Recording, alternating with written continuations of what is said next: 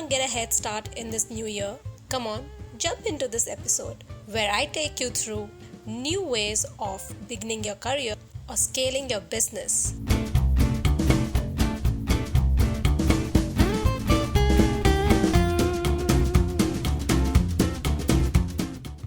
Hey there, I am Vishani Nigam and you have tuned into my first step ever podcast.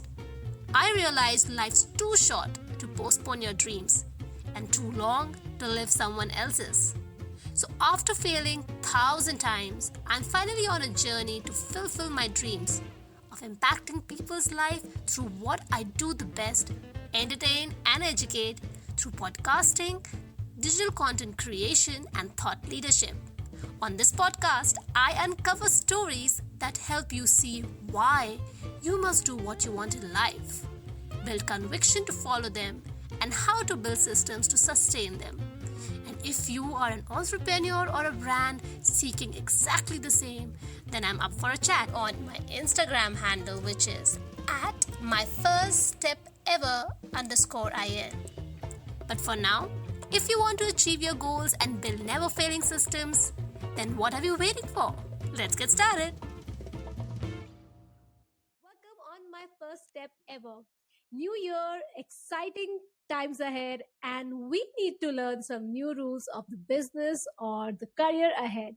Things have changed, and I know that most of you know this, but there are some people who are always looking forward to get a head start or get started with what they want to do in their life. And today on this episode, we have a really interesting guest over here so that she can share her journey and we can uncover those really interesting and a little bit candid moments of her life before she became the expert that she is in the new way of working from home, and a lot more.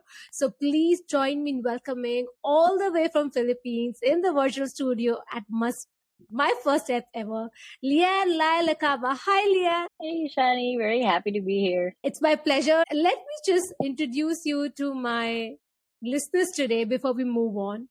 So Le-an is the CEO and co-founder of 2XU, winner of Stevie Award 2021 Employer of the Year. Wow. So it's an outsourcing company that specializes in hiring, managing, and growing remote executive assistants for solopreneurs and small business owners. Wow. Now this is a very, very new stream because actually about training people who help them directly from home. So if this is something that sounds like you are in for some great chat today. Now moving on, she also has a coaching brand on YouTube where she trains a virtual assistants. How cool is that? On how to work from home. Wow. Everything's at your own comfort. And she's also an international speaker and a content creation monster who has a blog, a YouTube channel, an upcoming book called Scale You. And that's right, my friends, my listeners, from wherever you're listening to us today, it is all about scaling yourself up, improving yourself, becoming better little by little, day by day, taking that step. So let's just straight away jump into story of Le-an today because we are going to hear from her. How did she take her first step into this profession? But before that, let's get to her and ask, would you be interested in telling us that where did you grow up and how was your surrounding like? What was your mindset then? So first thing I established when I go back to that part is I'm the eldest of four. So that shaped a lot of who I am and who I want to keep becoming. So as the eldest of four, it was me, my brother, and then two other sisters. And then I basically grew up as most older sisters do, as a second mom to my siblings, where I was my mom's right hand. My dad was working overseas. My mom had a full-time job at an office. We did have, here in the Philippines, it's kind of almost normal for most middle-class kids to have kind of a nanny, but kind of like we have like a maid who took care of us as well. So that's kind of the environment I grew up in. It was like one parent was barely there because he was, in the Philippines, it used to be that if you wanted to earn really high dollar is you had to work overseas. One of our biggest exports in the Philippines is actually humans. So that was kind of the environment I grew up in. And my mom was an amazing mom through and through. She did everything she could, taking care of 4 kids while her husband was away and providing everything, both of them providing everything that they could for us. And, but yeah, that's kind of like the chaos I grew up in. It was like, at, 10 years old, 12 years old, being the one to go to the hospital to take care because one of the kids are sick, or handling bills at a really young age, and then taking care of the household as much as I can. So that was kind of how I grew up, and kind of also dictated a lot of what I'm doing now.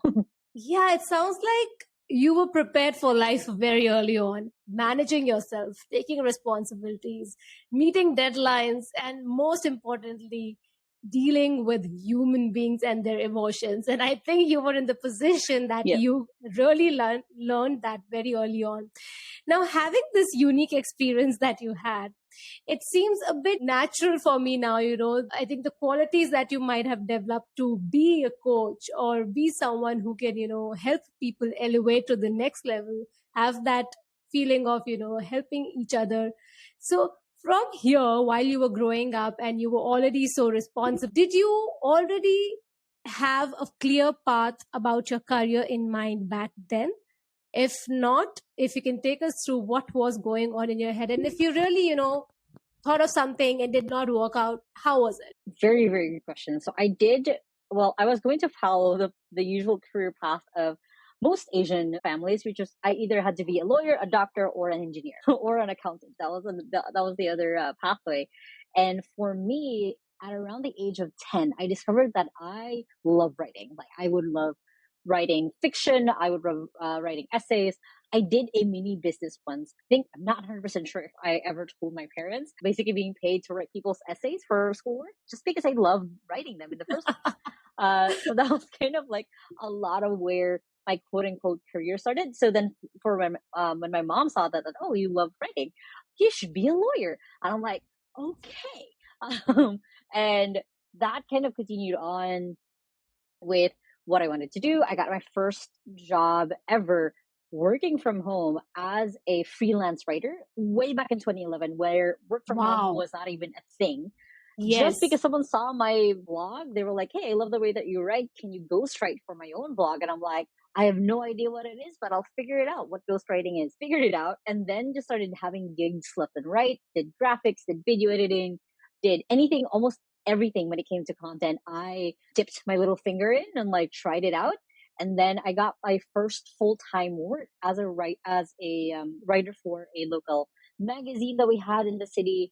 And then everything was kind of going towards like, okay, yeah, I'm doing the lawyer thing because that's the thing that my mom wanted me to do. I might want to become a journalist in New York Times. That was one of my goals. And that was the kind of the pathway that I was going towards. I already had a little bit of the entrepreneurial need, just being able to offer my services. But I thought, oh, this is something that I'll just do for a little bit. I won't really become an entrepreneur. That seems so scary and like, oh my God, none of my family are entrepreneurs. What does that even look like? And then in November 8th of 2013, there was a Category 5 superstorm here in the Philippines. We were dead center where the eye was. And it was one of the strongest ones. It was like 350 kilometers per hour, where it actually swept in water from the ocean going to land. So think tsunami, but then without the actual earthquake, it was just hurricane. So it brought water into our house. I was downstairs in our house, and I made sure my family was out. I made sure that they were all up the stairs. I was even fed. I went back downstairs to grab groceries because I didn't know how long this was going to last. And I had a moment where the water was up to my chin. I had a matchbox on my mouth because I was like holding up candles in one hand. I was holding groceries on the other hand. And I had that, how people say that you have that moment where your life flashes before your eyes? Mine didn't flash backward. It flashed forward of what my life would have been if I did go to the lawyer path, if I did go to the journalism path and all of that. And wow. I still remember that feeling of I absolutely hated it. I'm like, that's not a life that I want to live for. So in my head, it was literally, I think it was like 5 seconds, but it felt like a whole like hour of self-reflection for an 18-year-old. I was 18 at that time.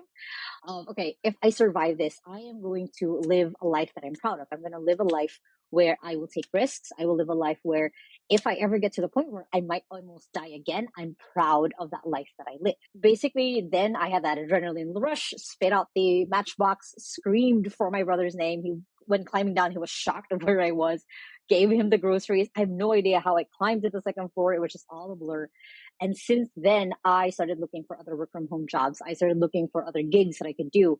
I was already considering dropping out from college because I was so traumatized that I didn't want to go back to my same school, because afterwards, sadly, after the storm, there was like about 15 to 20,000 people who died. So we could see dead on the streets, bloated because they died drowning. So it was just like, it was one big event of my life that then has pushed me through to, like I said, getting gigs, getting work.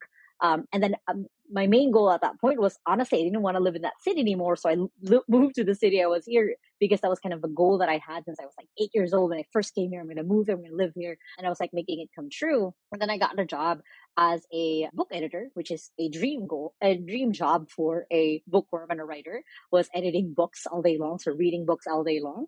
And then I kept just having that voice in my head of like, live a life that you won't be sad at or you won't be mad if you die today. So I kept taking chances. Wow. When they opened up the position for manager, I took it. I was like 19. When they opened up the opportunity to be CEO, I took it up. I was like, okay, I don't know how long this is going to take you to train me, but I'm willing to be trained to be CEO. It took me a year and a half of being trained up, but at 20, like in the middle of my 20 of my life, I became CEO of that publishing company.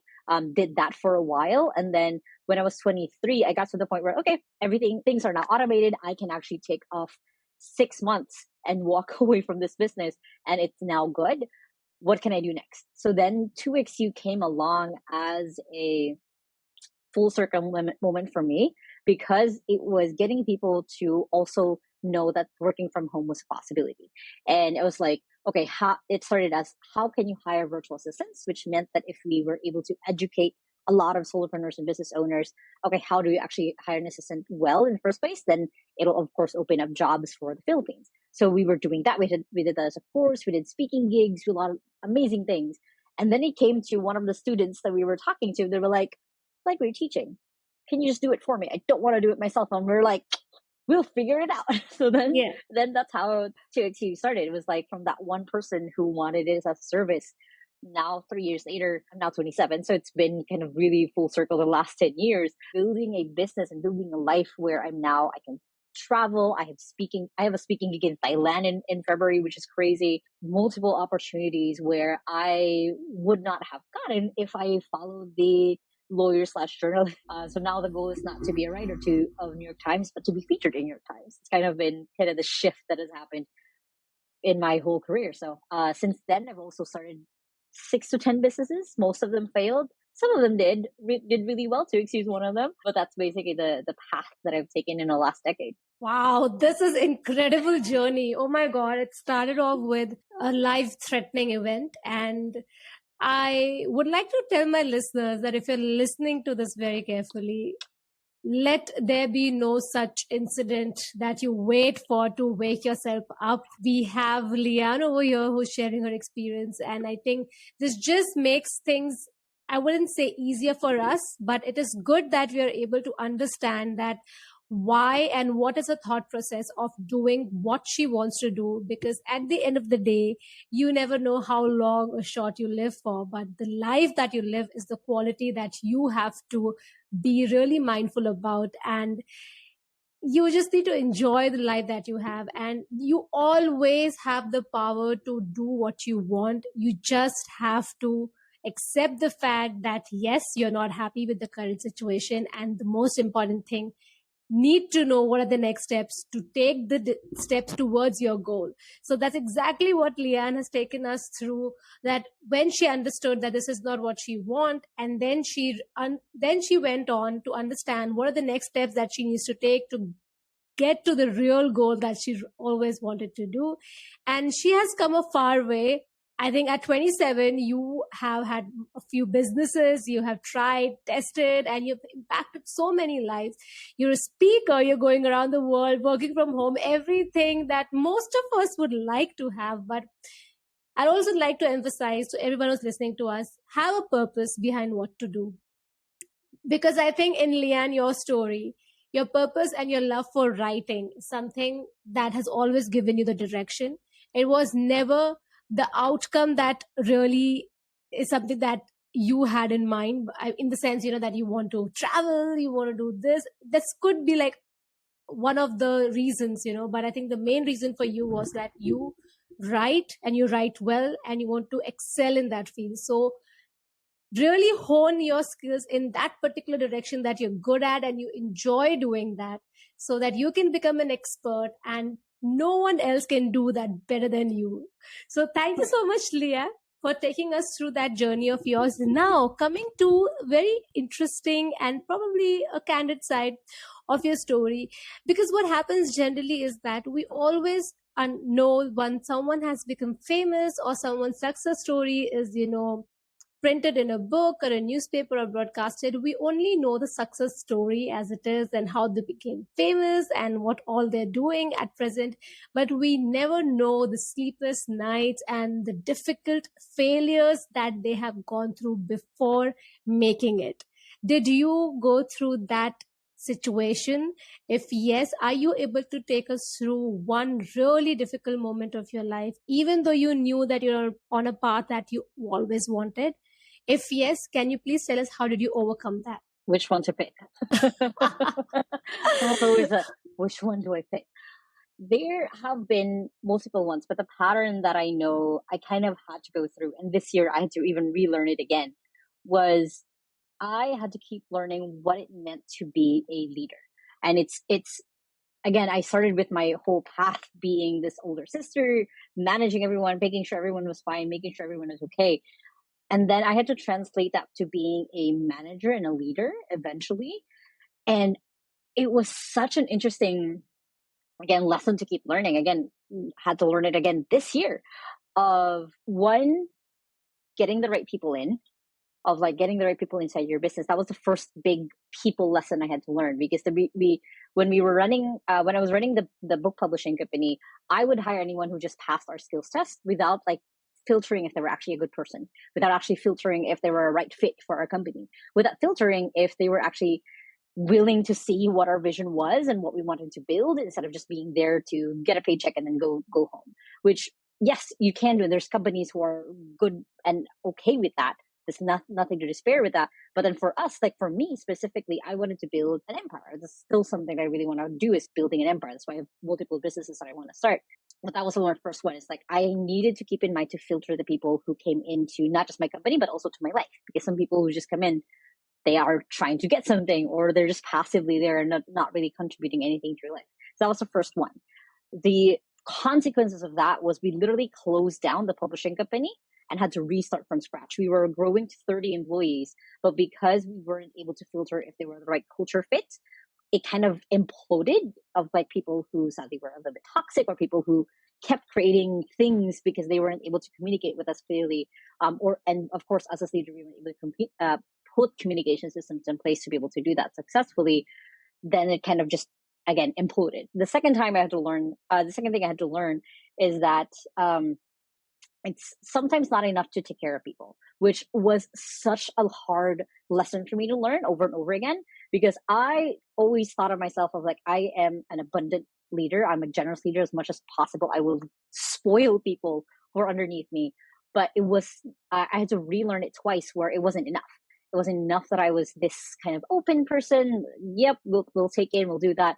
It also had to be paired with being a leader who had a definite plan, who also had boundaries. And that was something that, again, having to relearn and kind of reshape, okay, this is what that looks like, this is what that looks like. Because I could have the best people, I could have the most talented people, but if I don't put in the boundaries within myself of what's okay and what's not okay, people will just run with it. People will kind of just, oh, now we can just do whatever you want. And that will hurt both me and the business and the culture of the company overall. So that was kind of the second hard lesson for me. And the consequences of that was we had multiple problems with employees, things that I thought were okay, weren't okay, because we didn't establish the right systems. And that, like I said, that boundary, the difference between me being a leader and a friend, basically. So those were the kind of the main top ones of leadership has been kind of the main skill thing lesson that I had to keep learning over and over again of what that could look like. Because for me, like, oh, they're working inside the company, I'll just treat them the way that I want to be treated. But apparently that's not the right thing. You have to upgrade yourself. You have to equip yourself with soft skills. You have to, every person is different. You manage every person differently on what they're doing and what they're working on. So it has been, like I said, which one do I pick? But the biggest one is when you're a leader, when you're an entrepreneur, you have to embody that. And if you're not able to, at least have someone who can help you, guide you through that way. I mean, because not everyone gets to step into the position of a leader as early on in their life. And so it was really interesting to hear from the leader's perspective, from the manager's perspective, or the person who's leading a team. At this point in time where you are training people to be virtual assistant, to work remotely in this new era, so what do you think, just coming from there, because right from now we have understood what challenges that you have faced, and I'm sure it has been really difficult for you. And it's very difficult for people who are just starting off their career. They want to learn how they can best perform in the interviews, or how can they do best in their first job.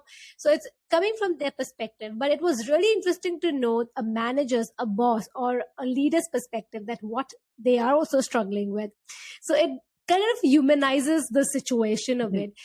But my question to you over here is, what I'm getting to is that if you have to, and I think that's what you've been doing, if you have to give top 3 tips to our listeners who are yet to start a career, especially being a virtual assistant, working remotely, because I think this is the thing that people are really looking out for.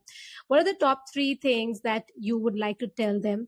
And before that, if you can tell us, who is this for? I guess for who this is for anyone who wants to get started.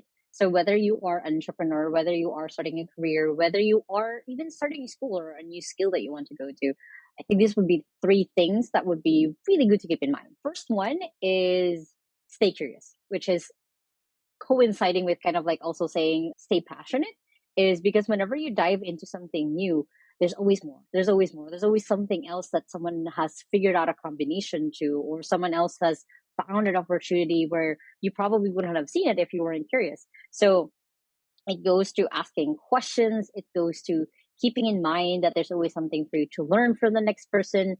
It's keeping in mind that there's always a book out there that could change everything on how you see life. The second really good tip is kind of one where I kind of went into is surround yourself with the right people. And it's hard. It's so hard, especially in your 20s, to figure out what the right people look like, because everyone else has also figured out who they are. But at least like learn to filter people, learn how to see people who could be mentors for you, see people who could need the guidance from you, so the other way around.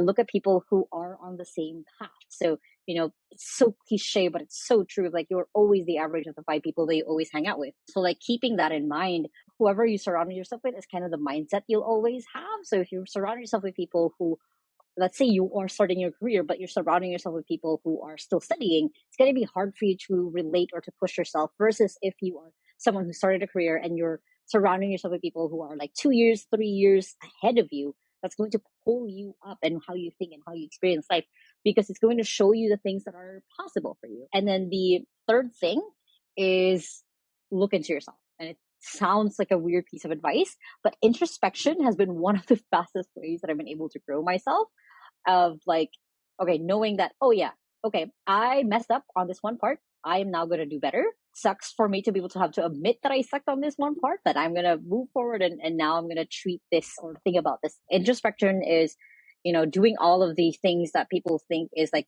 weird, of like meditating, journaling, going to therapy, reading self-development books. It's like learn more about yourself, because then it's going to make you much stronger to do the step 2 and 1, which is it's easier for you then to filter out people in your life, and it's easier for you to know what you're going to be curious or passionate about. But learning more about yourself is going to be one of the more powerful things, because no matter what relationship you go into, what friendships, what company, what business you start being passionate about, you know yourself, you know your own limits, and you're able to keep moving forward towards whatever your goal is.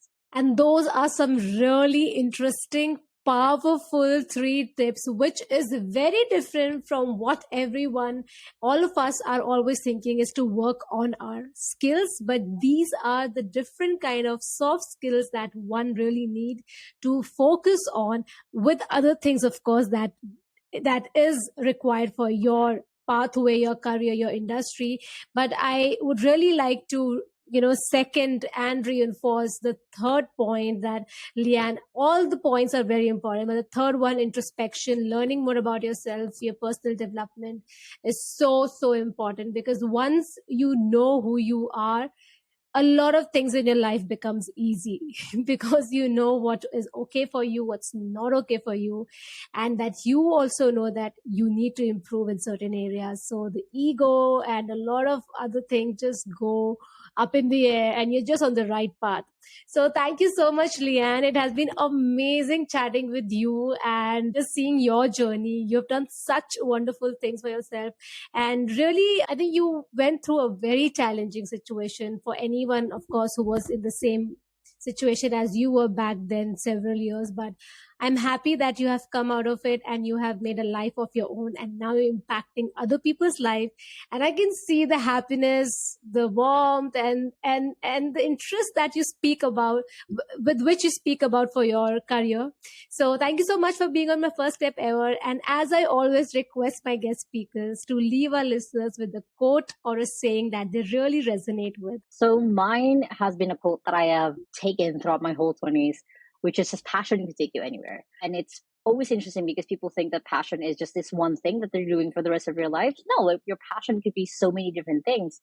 But as long as you follow it, it can literally take you to the most weird places that you never even thought was possible or was even allowed in this world. Mantra I've created for myself that I put in so many notebooks that I've had and so many other speeches that I've also given is like, passion can take you anywhere. Just follow it, because like that's you extending yourself, that's you pushing yourself towards something, but it's something that you love anyway, it's something that you enjoy doing anyway. And you can never really go wrong when it comes to following a passion, unless it hurts someone else. That's the only part probably where it's probably not right to follow a passion if it hurts someone else. It is something to really keep in mind as you go through life. This is incredible. I think whenever I listen to you, I feel like there's a ray of hope. There's so much that can actually happen. And I kind of start believing on this, that there is a world, or maybe there are things outside that we don't even know that it exists. So I think there's lots to uncover. There's lots to explore. So thank you so much, Le-an, for being on my first step ever. Hi, my friends. If you have reached thus far today, firstly, thank you so much. It really means that you have learned something out of today's episode and you have enjoyed. So why don't you share it with me and let me know that what is that you have learned and what would you like to listen more in the upcoming episodes. I love to build a relationship with my viewers and audiences and know what really is that helping them. So you can follow me on my Instagram handle, which is at myfirststepever_in, and subscribe to my YouTube channel for weekly video updates. And yes, if you like what I do over here, follow My First Step Ever on Google, Apple or Spotify, and please drop your rating to my show and comment. Well, this can be a way you can help me achieve my dreams to reach out to millions who need to hear this, as I help you in your journey in taking the first step ever. Until next time, start believing in yourself. And most importantly, keep believing in yourself.